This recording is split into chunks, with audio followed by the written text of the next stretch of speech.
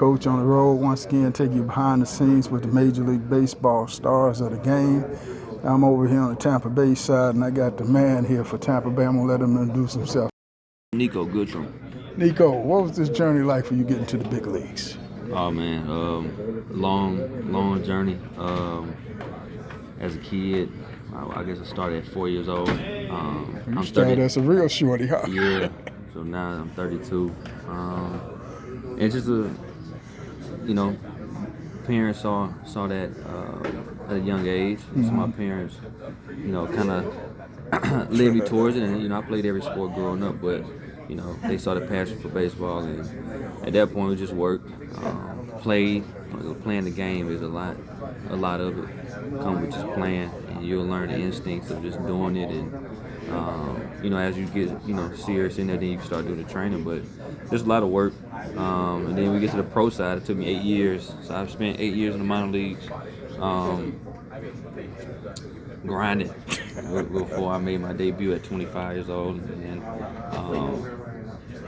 it's been a blessing. I'm just grateful for the opportunities I had, and now this is 6 years for me for big league experience, and it's just good to be able to provide for the family, but it's a long process. But through that process, you learn how to mentally make things easier for you, and understand that it's not about being perfect. It's about just working hard every day, and then when you get your opportunities, go out there and play and have fun, because it is a game at the end of the day, and it's way to provide for our family. But you can't put too much pressure on yourself to try to be perfect. You just gotta go out there, play hard, play the game the right way, and then everybody respect it.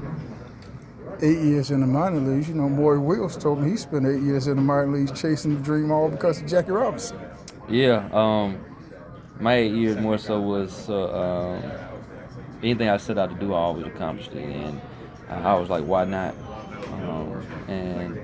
I wasn't gonna let this be the first thing to be the same thing. I didn't reach that goal, and it was a goal I had, and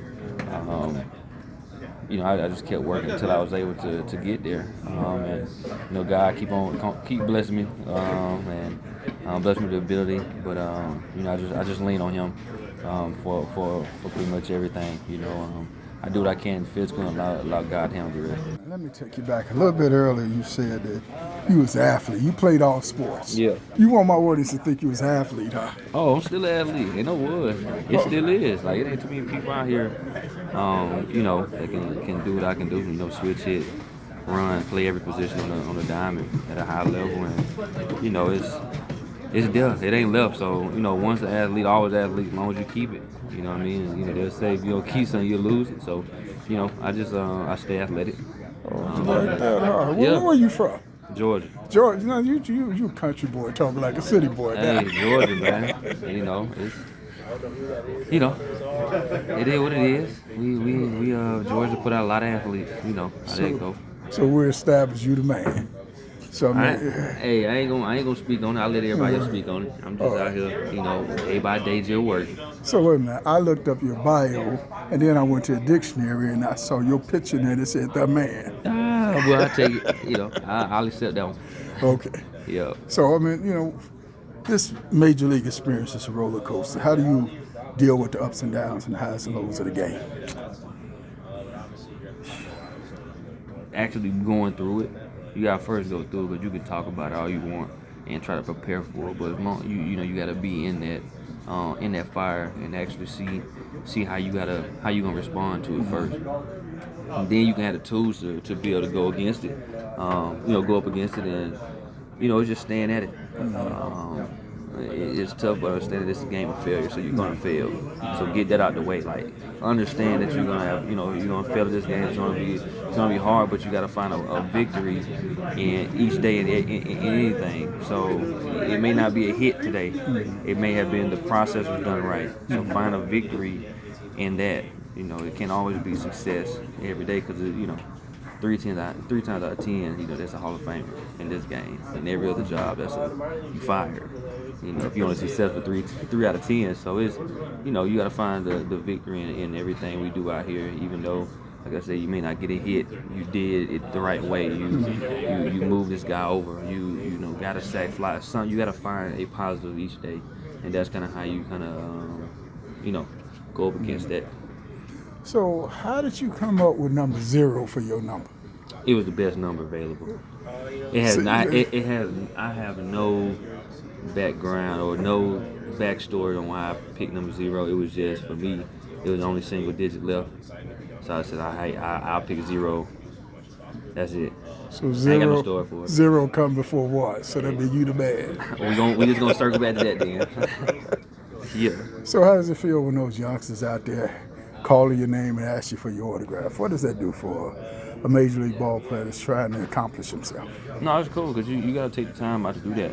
You don't know who life you can change, in this game, and especially kids. They look up to professional athletes. You know how they go, and you just take the time to try to give back, and one day it'll be gone in the sense of don't nobody want your autograph. So you just take advantage of the opportunity to be able to sign for people, and you don't know who life you're gonna touch by doing that. Who were some of the players that you idolized along the way coming up as a youngster? Some of the players I looked up to: Ken Griffey, Chipper Jones, and gotta be Barry Bonds. That's Barry Bonds' best hit ever. So you gonna call all the heavyweights, huh? Hey, that's a good heavyweight though. Those are good heavyweights for you. Last question: you get that call, you going to the big leagues, walk in the locker room for the very first time, see your number 0 hanging up in the locker. What was that feeling like? Dang, let me think. Take you way back now. Butterflies, excitement.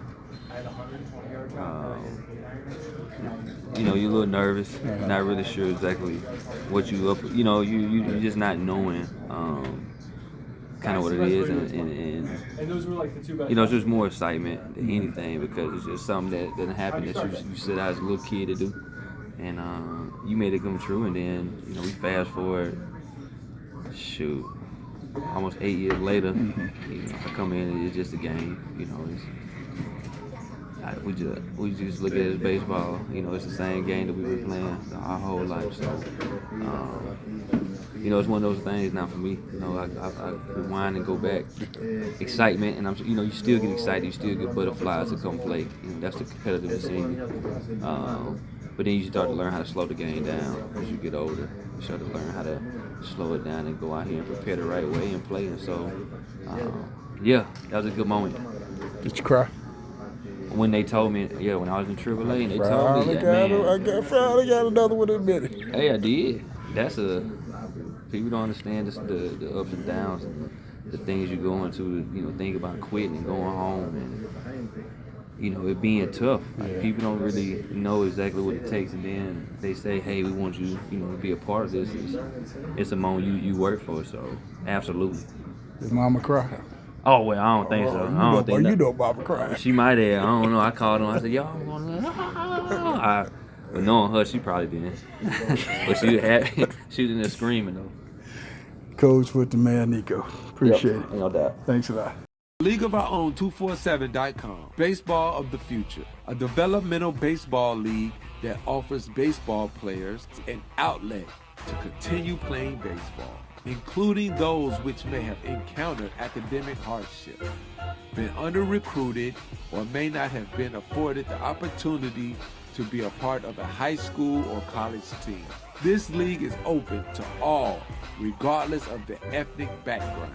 www.aloo247.com